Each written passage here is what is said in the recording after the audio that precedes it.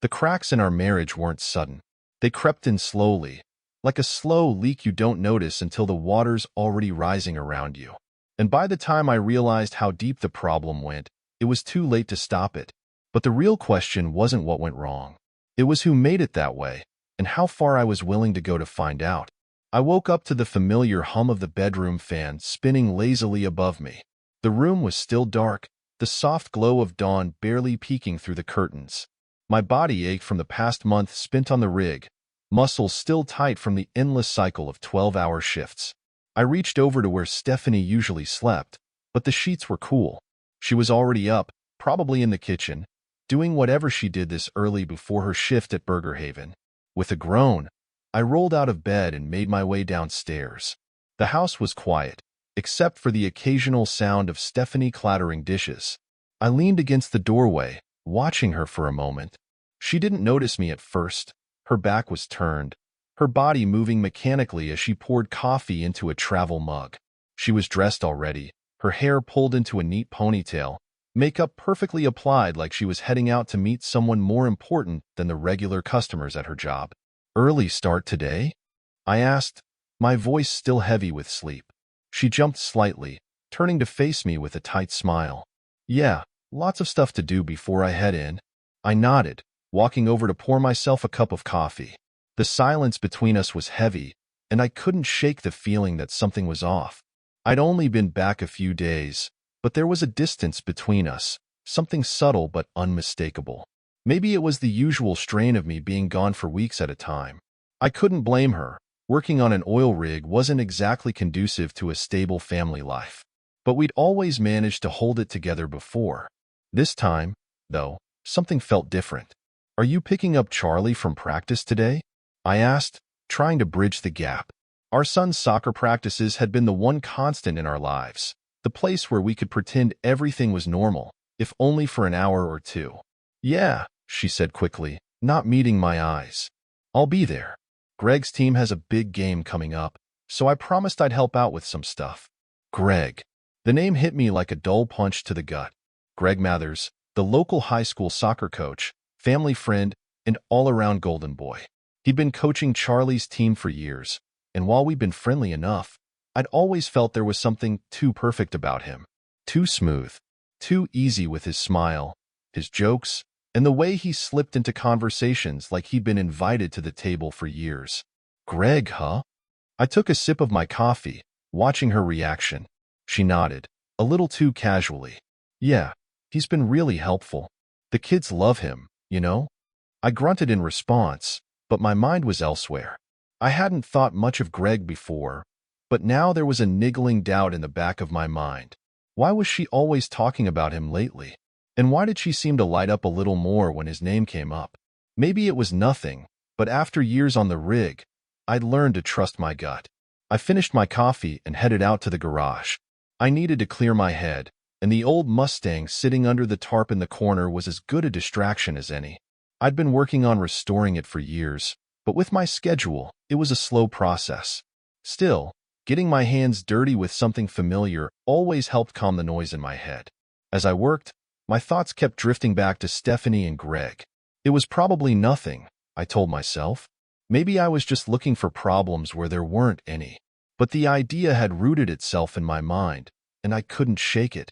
By the time noon rolled around, I was covered in grease and sweat, but at least I'd managed to put the car back together in some semblance of order.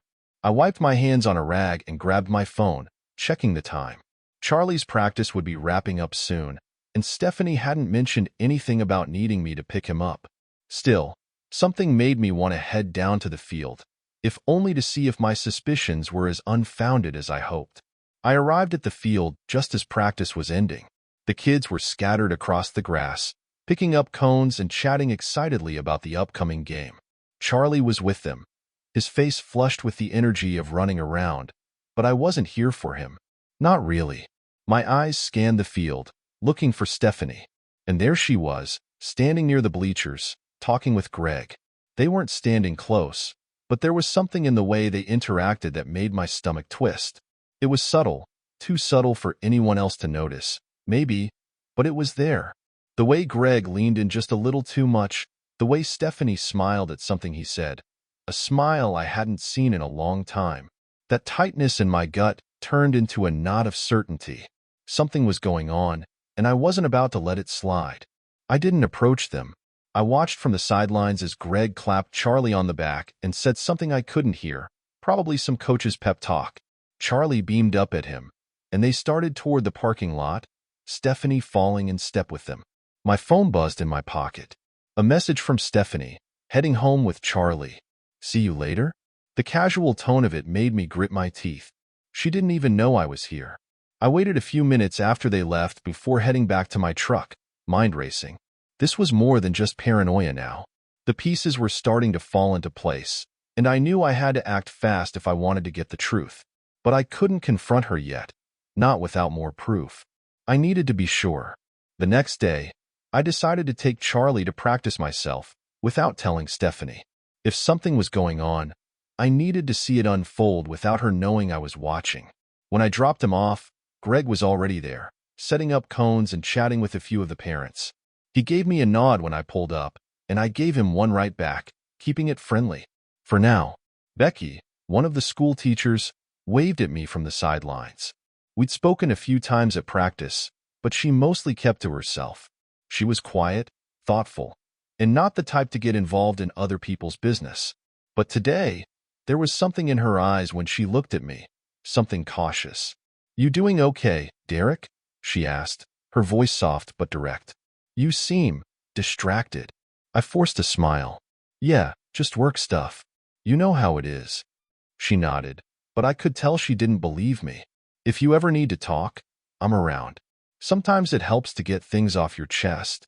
I appreciated the offer, but I wasn't about to spill my suspicions to her. Not yet, anyway. "Thanks, Becky. I'll keep that in mind." As I watched the practice unfold, my mind kept running through different scenarios, different ways this could play out. Confronting Greg or Stephanie now would only put them on edge, and I needed to catch them in the act. It was the only way I'd know for sure. When practice wrapped up, Greg walked over to me with Charlie in tow. "Hey, Derek, good to see you, man," he said, all smiles and easy charm. "We're getting ready for the big game on Saturday. Charlie's really coming along. You must be proud." "Yeah, proud as hell," I muttered, keeping my voice even. "You guys have a good day now." As I watched them walk away, my resolve hardened.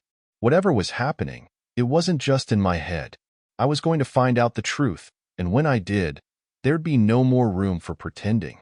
I sat on the back porch, staring out at the tree line as the last traces of daylight faded. The air was heavy, thick with the kind of humidity that clung to your skin, but I barely noticed it. I had a cold beer in my hand, but it wasn't doing much to dull the growing tension in my chest. Something about today hadn't felt right. Not since I saw Greg and Stephanie at practice, their easy laughter cutting through me like a jagged edge. Dad sat across from me, leaning back in one of those old metal lawn chairs he'd never thrown out, even though the paint was chipped and the legs were a little wobbly. He was quiet, too, sipping his beer with the same slow, measured movements he'd perfected over the years. He didn't say much unless it was necessary. That was one thing we had in common. "Things okay with you and Steph?" he asked, breaking the silence. I didn't answer right away. The truth was sitting on the edge of my tongue, but I wasn't ready to let it out. Not yet. "Yeah," I lied, taking another long pull from the bottle. "Just a lot on my mind. Work. Charlie's soccer stuff. You know how it is." Dad grunted, his sharp eyes flicking over to me for just a second, long enough to let me know he wasn't buying it. He'd always had a way of cutting through the bullshit without needing to say much. "You're not dumb, Derek," he said, finally. "If something smells like shit, it probably is." I smirked, but it felt hollow. "Maybe." He leaned forward, resting his elbows on his knees, the bottle dangling from his fingers. "Look, I'm not gonna poke at it. You'll deal with it how you deal with it. But don't ignore what's right in front of you. That's all I'm saying." I nodded, appreciating his bluntness. Dad wasn't one for coddling or long talks about feelings.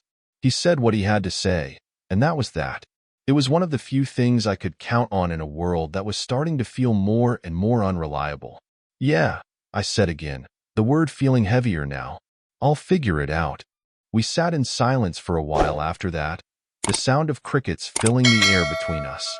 My mind kept drifting back to that damn practice field, to the way Greg had smiled at Stephanie, like they had a secret between them. I hated that I noticed it, hated even more that I couldn't shake it. The next day, I found myself at the soccer field again, watching Charlie run drills with the rest of his team. It was the usual weekend routine, practice, followed by some family time at home. Only this time, Stephanie had conveniently found something else to do. Errands, she'd said vaguely when I asked if she'd be coming with me. Right. I kept my focus on Charlie, but my eyes kept darting over to Greg, who was walking up and down the field, shouting instructions to the kids. He looked like he was in his element, confident, smooth, always in control. But there was something else there now, something that wasn't sitting right with me. The way he interacted with some of the parents, the way his eyes always lingered a little too long on the women who came to watch their kids. It wasn't just Stephanie he was too friendly with. I hadn't realized how much I was staring until someone tapped me on the shoulder. I turned to see Becky standing next to me, her clipboard in hand. She smiled politely, though there was something knowing in her eyes. "Hey, Derek," she said, her voice soft but clear. "You okay? You've been kind of lost in thought." I blinked, trying to shake the fog from my brain. "Yeah, just keeping an eye on Charlie," I said, though I knew that wasn't entirely true. Becky raised an eyebrow, glancing over at Greg before looking back at me.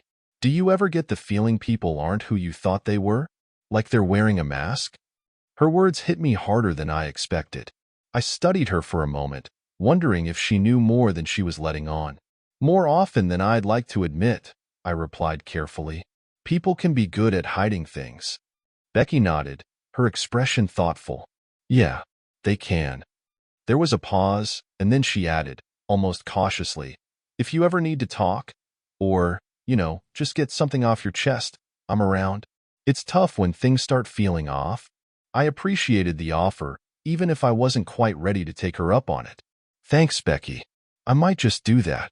She smiled again, but it didn't quite reach her eyes. Then she gave a small wave and headed back toward the other parents, leaving me with my thoughts. I watched her go, wondering how much she'd seen, how much she'd figured out. Becky wasn't the type to pry, but she had a way of noticing things, of piecing things together in that quiet, careful way of hers. As practice wrapped up, Greg wandered over to where I was standing, flashing me that same easy smile he always had. "Hey, Derek," he said, giving me a quick clap on the shoulder. "Charlie's looking great out there. He's really got a knack for this." I forced a smile, but it felt stiff. "Yeah, thanks. He's loving it." Greg didn't seem to notice the tension, or if he did, he didn't let on. He just kept talking, going on about the upcoming game and the team's chances, but I wasn't really listening. I was too busy watching him, trying to figure out what was lurking beneath that perfect exterior. Eventually, Greg excused himself, saying he had to head out to meet some of the other parents about next week's game. I watched him go, feeling that knot in my stomach tighten. There was something going on here, something I hadn't fully uncovered yet, but I was getting closer. I could feel it. The next morning, I decided to take Charlie out for breakfast, just the two of us. Stephanie had already left the house early, saying she had some things to take care of, and I didn't press her on it. I was too preoccupied with figuring out my next move. We went to a little diner on the edge of town, the kind of place where the coffee was always hot and the pancakes were the size of the plates. Charlie chattered on about practice, about how Coach Greg was teaching him some new moves for the big game next week. He was excited, and I didn't want to dampen that, but every time he mentioned Greg's name, it made my jaw clench. As we ate, I glanced around the diner, noticing a few familiar faces. It was a small town, after all. Everyone knew everyone, and everyone noticed everything, whether they talked about it or not. I caught sight of Becky at a booth near the window, sipping coffee and reading a book. She glanced up and saw me, giving a small wave before returning to her book. I thought about going over to talk to her, maybe finally taking her up on that offer to get things off my chest. But something held me back. Instead, I focused on Charlie, on his excitement about the upcoming game, and pushed everything else to the back of my mind. For now, Later that evening, Stephanie was sitting at the kitchen table, scrolling through her phone when I walked in. I noticed she didn't bother looking up, didn't even acknowledge I was there. The silence between us was suffocating, the kind that settled deep in your bones and refused to leave. "Everything okay?" I asked, leaning against the counter, trying to gauge her mood. "Yeah, just tired," she replied, still not looking up from her phone. "Long day." I nodded, watching her closely. She was hiding something she didn't want me to see, but I wasn't going to push her. Not yet. I needed to be smarter than that. I needed more. As I stood there, I couldn't help but wonder how long this had been going on. How long she'd been slipping away, piece by piece, right under my nose. And how long I'd let it happen, too wrapped up in work and life to notice the cracks forming. But now that I'd seen them, I couldn't unsee them. And the more I looked, the more I realized they weren't cracks at all. They were full-on fractures, splitting open beneath the surface, waiting to break everything apart. I just had to decide when to make my move. The morning of the state competition started like any other, a blur of activity and routine. I dropped Charlie off at the field, the usual buzz of energy from parents and kids filling the air. The school was packed, more crowded than usual for a game this big. I knew Stephanie would show up later. She'd made that clear the night before, but I had a different plan in mind today. Charlie had been talking nonstop all week about Greg's office, how the coach used it to talk to the parents during practice. I had a feeling it wasn't just parents he was talking to, though. Something in my gut told me that if I wanted answers, that office was the place to be. I watched Charlie run off to join his teammates, a quick wave in my direction as he disappeared into the sea of uniforms. My eyes scanned the crowd for Stephanie. She wasn't here yet, but I knew she'd show. Greg wouldn't miss the chance to be close to her. As the game went on, I kept my distance from the main crowd. I wandered near the concession stand, glancing over the bleachers occasionally to see who was coming and going. I spotted Greg down on the sidelines, barking out instructions, but his eyes weren't always on the field. They were scanning the crowd too, probably looking for her. Sure enough, by the time halftime rolled around, Stephanie showed up. She made her way toward the bleachers, greeting a few other parents with that same bright smile, pretending everything was normal. She looked casual, but too polished, like she'd put extra effort into looking effortless. I didn't approach her. I wasn't ready for that yet. Instead, I watched as she moved closer to Greg, their eyes meeting for a brief moment before she slipped behind the stands. Greg was still giving directions, but something in his posture shifted. He was distracted, waiting for his chance to follow. My stomach twisted, but I kept myself calm. I couldn't afford to lose my head now. Whatever was happening, it was about to unfold, and I needed to be smart. By the time the second half was in full swing, I'd made my way toward the school building, my heart pounding in my chest. It wasn't nerves, not really. It was something else, like adrenaline, the kind I hadn't felt since my time in the military. I'd learned to control it back then, and I was going to control it now. I walked through the hallway toward Greg's office, the sound of the game fading behind me. The school was mostly empty, everyone outside for the competition. It didn't take long to find the door Charlie had mentioned. The nameplate on it read, Coach Mathers. For a moment, I stood there, listening. Nothing. The hallway was silent, just the faint murmur of the game in the distance. I reached for the handle, turning it slowly, and pushed the door open. There they were. Greg was sitting on the edge of his desk, Stephanie between his legs, their bodies tangled together in a way that left no room for doubt. The shock on their faces when they saw me was immediate, but I didn't react. I just stood there, taking it in, the scene, the betrayal, the look in Stephanie's eyes as she realized she'd been caught. Greg was the first to move, scrambling off the desk, trying to pull himself together. "Derek," he started, but I didn't let him finish. Without a word, I crossed the room in 3 quick strides and slammed my fist into his jaw. The crack of bone against skin was sharp, and Greg crumpled to the floor, clutching his face in shock. Stephanie gasped, stepping back, her hand flying to her mouth. "Derek, No." I cut her off, my voice cold, steady. "You don't get to talk." She stood there, frozen, the weight of the moment pressing down on her. The room was thick with silence, the kind that doesn't leave room for excuses or explanations. "I'll take Charlie," I said finally, my tone as flat as I could make it. "You keep the mess you've made." The words hung in the air like a judgment, final and unyielding. Greg groaned from the floor, his hands still clutching his jaw, but I didn't look at him again. He wasn't worth it. Stephanie's eyes were wide, panic starting to creep in as she realized what I was saying. "Derek, please, just let me explain. It's not what you think." I laughed, but there was no humor in it. "It's exactly what I think." I turned toward the door, not giving her the chance to respond. There was nothing left to say. As I walked out, I heard her stammering, trying to string together words that might make this better, but it was too late for that. It had been too late for a long time. By the time I got back to the field, the game was winding down. The crowd was still focused on the kids, cheering as they made their final plays. I spotted Charlie with his team, laughing and talking with his friends, completely unaware of what had just happened. I wasn't going to tell him. Not yet. He didn't need to know. Becky was standing near the bleachers, watching the game. She saw me approach and gave a small nod, her eyes searching mine for something. She must have noticed the way my hands were clenched, the tension in my shoulders. Maybe she knew. "You all right?" she asked quietly, as I came to stand beside her. I didn't answer right away. My mind was still processing everything, what I'd seen, what I'd done. But there was a strange sense of calm settling over me now, like I'd crossed some line, and there was no going back. But maybe that was a good thing. "I'll be fine," I said finally, my voice steady. "Things are clearer now." She didn't press for more. Becky wasn't the type to ask questions if she didn't need to, but I could feel her watching me, trying to figure out what had changed. "Derek," she said after a long pause, "if you need anything—" "I know." I cut her off, giving her a quick nod. "I appreciate it."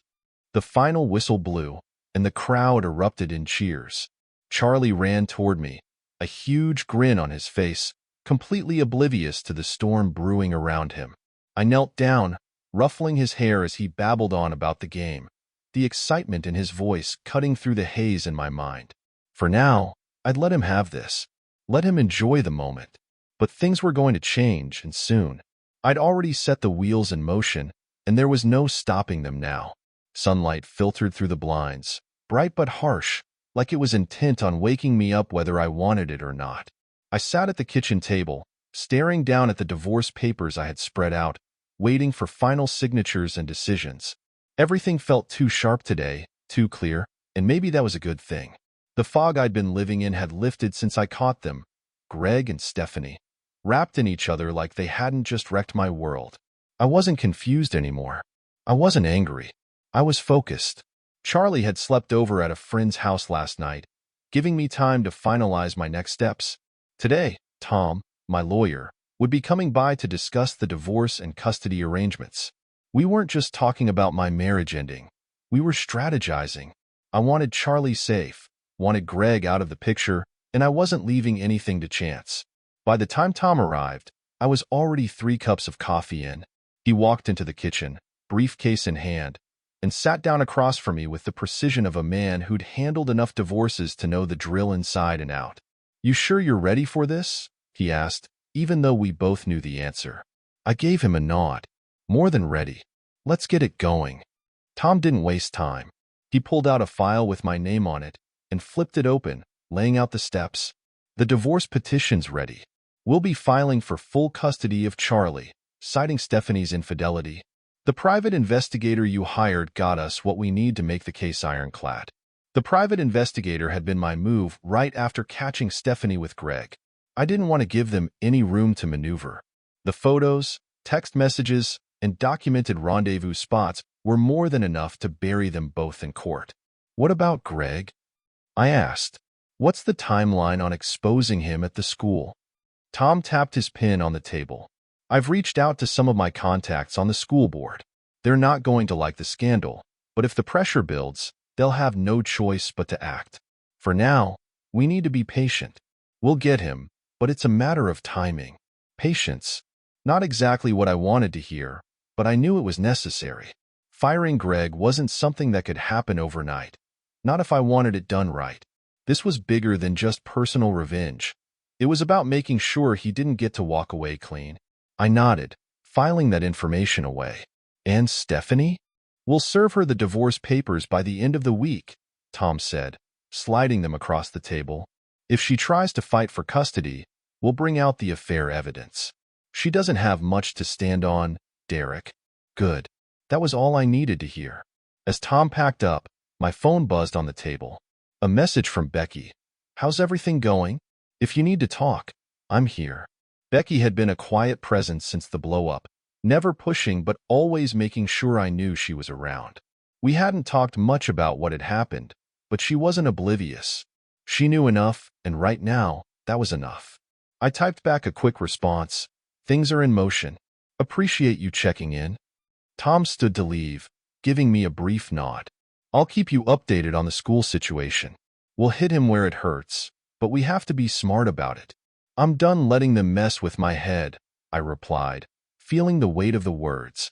Now it's about protecting Charlie. The next few days were spent quietly gathering information, laying the groundwork for what was to come.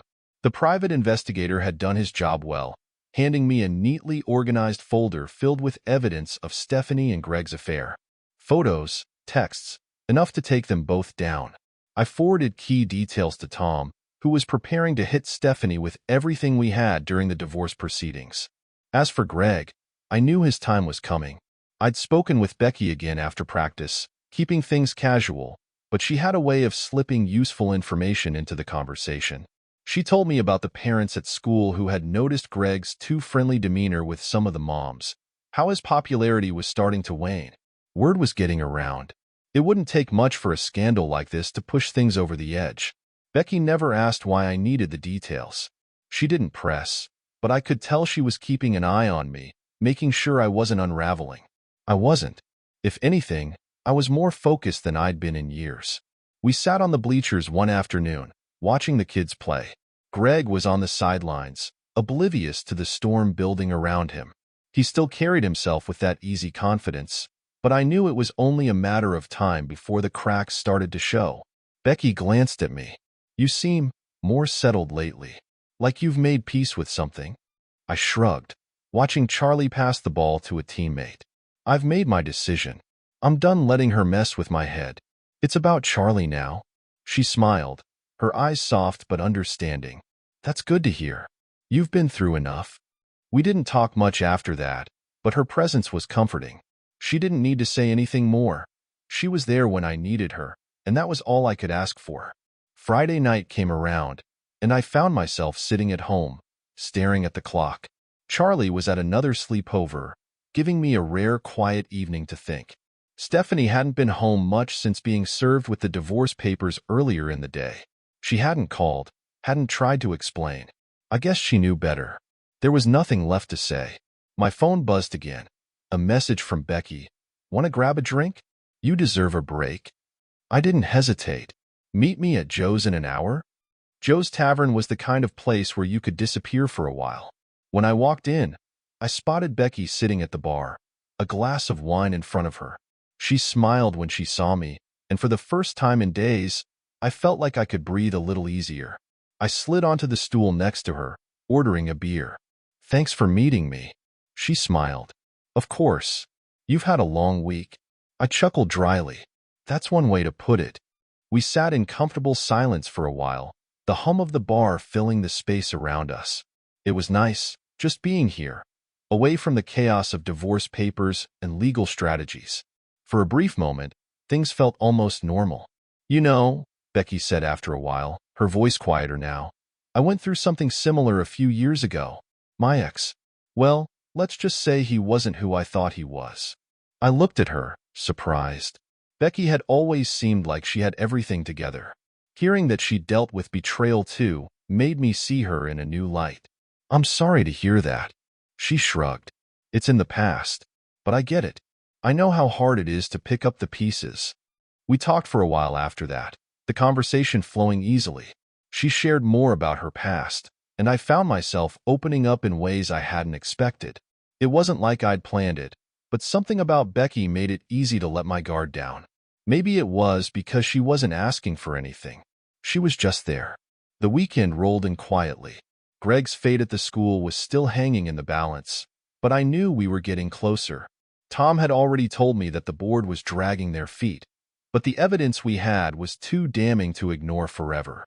They could only stall for so long before they had to act. I spent the morning going over more documents with Tom, preparing for what was to come. The school might try to keep things quiet, but Greg wasn't going to slip away. Not this time. My phone buzzed again. Another message from Becky. "How are things looking?" I smiled, typing back, "We're getting there." Slowly, but surely. I knew Greg's downfall was coming, and when it would hit hard. But for now, I had to wait, and I was okay with that. Patience wasn't my strong suit, but this time, it was worth it. I was back at Joe's Tavern again. Same bar, same stool. But everything felt different tonight. There was no weight in my chest, no burning need to plot my next move. The divorce papers were filed. Tom was handling the legal side of things. Greg was still walking free for now, but not for long. I'd done what I could, and now it was a matter of waiting for the pieces to fall. I glanced toward the door as Becky walked in, her hair pulled back into a loose ponytail, dressed casually in jeans and a simple blouse. She spotted me right away and smiled. Something warm, unassuming, and real. I hadn't realized how much I needed that until recently. I waved her over, watching as she slid onto the stool next to me. "Hey," she said, setting her purse down on the bar. "You're becoming a regular here." I chuckled. "Seems like it. They should give me my own chair by now." Becky ordered a glass of wine, and we settled into the comfortable rhythm we'd established over the past few weeks. It was strange. Sitting here with her felt natural, like it was where I was supposed to be, even though nothing about the last few months had made sense. "So, how's everything going?" she asked, taking a sip of her wine. "You're looking calmer, I guess. Like things are finally settling down." "They are," I admitted. "At least on the surface. The papers are filed, and I'm just waiting for the next steps. Greg's still out there, but it won't be long before that situation gets handled." She nodded thoughtfully. "And how's Charlie?" "He's doing all right. He doesn't know everything yet, but I'll tell him when the time's right. Right now, I just want to keep things as normal as possible for him." Becky looked at me for a moment, her gaze soft. "You're a good dad, Derek. You've been through a lot, but you've always kept Charlie at the center of it." I shrugged, feeling the familiar tightness in my chest when the topic of my son came up. I've had no choice. I couldn't let him get caught in the middle of all this. The bar buzzed around us, but there was a quiet in our conversation, something I didn't want to break. Becky took another sip of her wine, then set the glass down, her fingers tracing the rim absently. "You know," she said after a moment, her voice softer now, "I never really told you what happened with my ex. We were married for 6 years, and for the last 2 of them, he was distant. I didn't see it at first, but things weren't adding up. The late nights, the business trips that didn't quite make sense." I listened quietly, my eyes fixed on her as she spoke. This was the first time she'd opened up about her past in this way. "One day, I got a call from one of his colleagues," Becky continued. "They thought I should know. He'd been seeing someone else for over a year. I confronted him, and he didn't even try to deny it. He just packed his things and left. No explanation, no apology. Just gone." There was a pause, and I could see the memories flickering across her face. She wasn't the kind of person who liked to dwell on the past, but I could tell this had left its mark on her. "I'm sorry, Becky," I said quietly. "No one deserves that." She shrugged, giving me a small, bittersweet smile. "It's in the past now. I've moved on. But it's hard to rebuild trust after something like that, you know?" I nodded, the weight of her words settling over me. It was a strange kind of comfort, realizing that she understood exactly what I was going through. "Yeah, I know what you mean. After everything with Stephanie, I didn't think I'd be able to trust anyone again." Her eyes met mine, steady and unwavering. "And now?" I hesitated, searching for the right words. "Now, I'm not sure, but you make it seem possible again." Becky's smile softened, and for the first time in a long time, I felt something shift inside me, something that wasn't anger or betrayal or bitterness. It was like a door I'd kept locked for too long had started to crack open, just a little. "You're not as broken as you think, Derek," she said gently. "You just need someone who's willing to see the whole picture." I didn't respond right away. I didn't need to. There was something unspoken between us now, a quiet understanding that hadn't been there before. Becky had become more than just a friend, more than just someone who'd helped me through the rough patches. She'd become important. The days slipped by, and with them, my connection to Becky grew stronger. It wasn't just the late-night conversations or the quiet moments shared over drinks at Joe's. It was the way she made me feel grounded, even when everything else in my life was spiraling out of control. We started meeting more often, sometimes just to grab coffee or take a walk around the park near the school. It wasn't complicated. It wasn't rushed. It just felt right. One afternoon, as we walked along the edge of the soccer field, watching Charlie practice, Becky glanced at me with that familiar, thoughtful expression. "You know, you've come a long way since all this started." I looked at her, curious. "What do you mean?" "You were carrying so much weight before.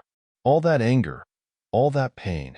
I could see it on you, like it was something you couldn't shake. But now," she smiled, "now it's like you've let some of it go." I thought about that for a moment, realizing that she was right. The anger wasn't gone, not completely, but it didn't control me the way it used to. I'd spent so long wrapped up in my own bitterness, in plotting my revenge and trying to make sense of what Stephanie had done, that I hadn't noticed how much lighter I felt lately. "Maybe I have," I said, glancing over at Charlie as he kicked the ball across the field. "I guess I've realized that holding on to all that anger isn't doing me, or Charlie, any good. It's time to start moving forward." Becky's smile widened, and she nodded in agreement. "It's about time." We stood there for a while, watching the kids play, the late afternoon sun casting long shadows across the field. It was a peaceful moment, one of those rare instances where everything felt like it was exactly where it needed to be.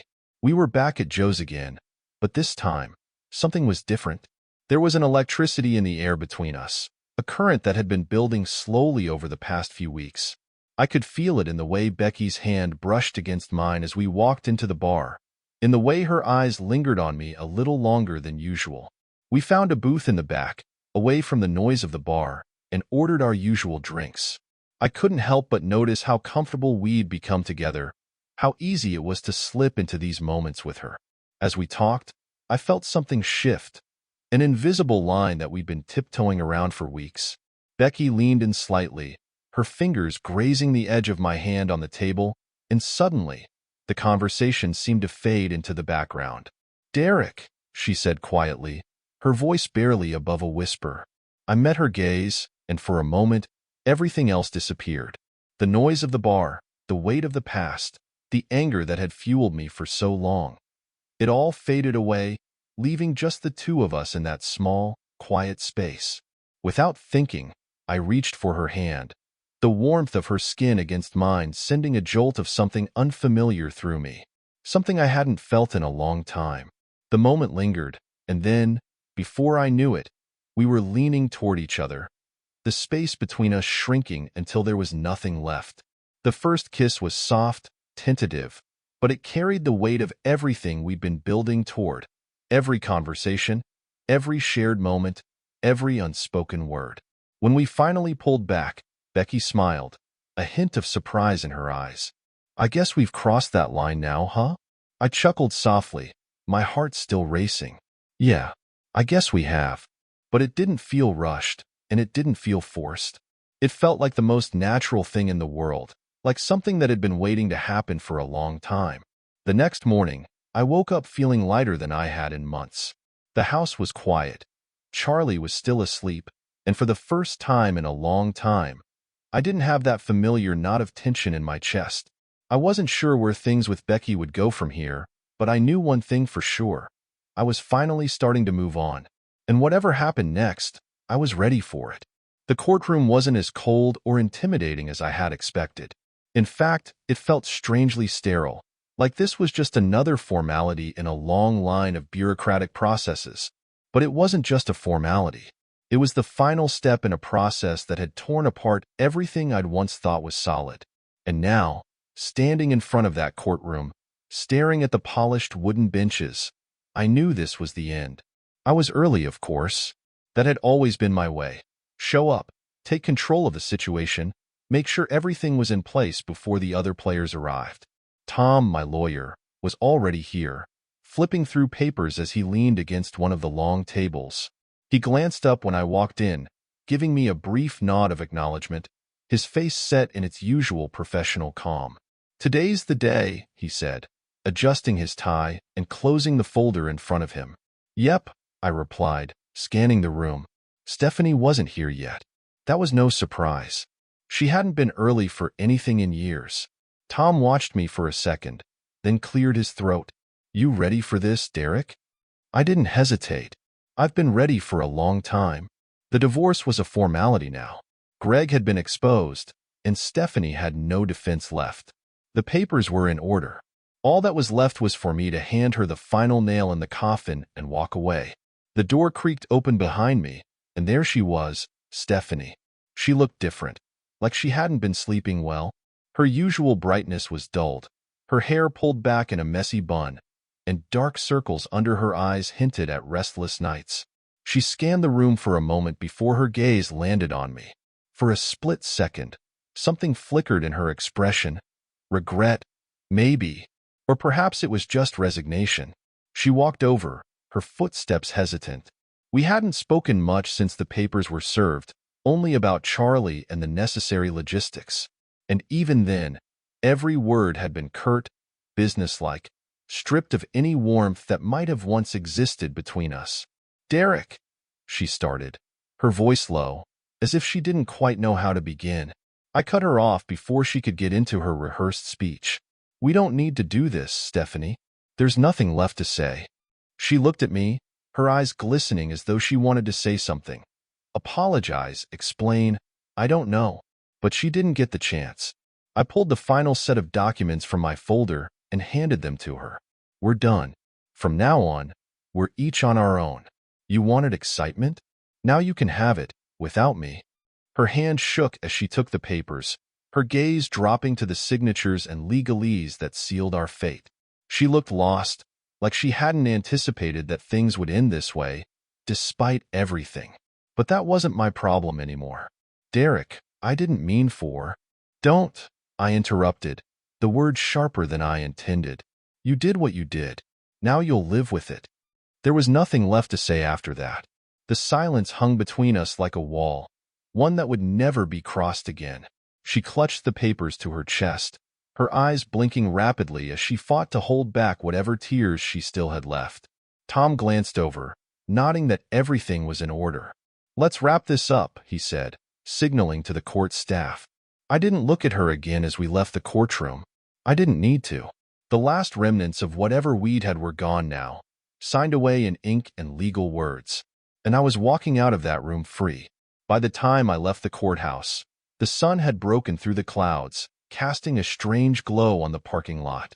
I stood there for a moment, breathing in the warm air, letting it fill my lungs. It wasn't an instant relief, but it was something. My phone buzzed in my pocket, and I pulled it out to see a message from Becky. "How did it go?" I paused, thinking about how to answer. The truth was, it hadn't been as dramatic as I expected. No outbursts, no fireworks. Just the quiet finality of an ending that had been a long time coming. I typed back, "It's done. I'm free." The reply came quickly, "I'll meet you at the park. You could probably use a break." I found Becky waiting on one of the benches by the playground, watching a group of kids run around, their laughter filling the air. She smiled when she saw me, that soft, knowing smile that had come to mean more than I could have anticipated. "You look lighter," she said as I sat down next to her. "I feel lighter," I admitted, glancing around the park. Charlie was off with his friends, completely unaware of the shift that had just taken place in his parents' lives. I was grateful for that, for his innocence. It's weird, you know? I thought I'd feel more, I guess. But it just feels like it's finally over. Becky nodded, her fingers tracing the edge of the bench absent-mindedly. "It's over because you made it that way." You didn't let it drag on. You handled it. I leaned back, looking at her. I couldn't have handled it without you. You were there when I needed someone. She smiled, turning her gaze to meet mine. I'm glad I could be there. There was a quiet between us, but it wasn't uncomfortable. It was the kind of silence that happens when everything is exactly as it should be. After a few minutes, Becky glanced over at me, her expression soft. So, what's next for you, Derek? Now that you're free? I thought about it for a second, realizing that for the first time in a long while, I didn't have a plan. No revenge to plot, no papers to sign, no more fallout to deal with. I don't know, I admitted, leaning forward slightly, but I'm ready for whatever comes. Becky smiled, nodding slowly as if she understood what I meant without me having to explain. I think you're going to be just fine. News of Greg's dismissal hit the school by Friday morning, and it didn't take long for the fallout to spread through town. The whispers started at the soccer field, between the parents who'd once admired him, and then quickly trickled down to the kids. The school board hadn't wanted a scandal, but with the evidence Tom had provided and the quiet pressure from certain parents, they had no choice. Greg was gone. I heard about it secondhand, from Charlie's teammates' parents, who were gossiping after practice. No one was sure what had happened exactly, but they all had their theories. Some said it was an affair. Others thought there had been inappropriate behavior with more than just Stephanie. I didn't correct them. I didn't need to. The damage was done. Emily, Greg's wife, left him shortly after. Word had it that she packed up the kids and went to stay with her sister in another state. I didn't feel sorry for him. He'd made his choices, just like Stephanie. And now, like her, he was left to deal with the wreckage. Becky and I sat on my porch that evening, watching the sun dip below the horizon, a quiet calm settling over the neighborhood. Charlie was inside, watching a movie, oblivious to the world shifting around him. I was grateful for the normalcy he still had in his life. I guess this is it, I said, breaking the silence, my gaze fixed on the last rays of sunlight. Becky turned toward me, her eyes soft. It's a new beginning, Derek. You've got a clean slate now. No more looking back. I smiled at that, realizing how true it was. The anger, the bitterness, it had faded, replaced by something else, something lighter. I'm ready for whatever's next, I said, echoing my words from the park. And this time, I meant it. Becky reached over, taking my hand in hers, and we sat there together as the sky darkened, the world around us quiet and still. Thank you for listening to this story. Subscribe to the channel, put a like under the video, and write a comment about how you like this story.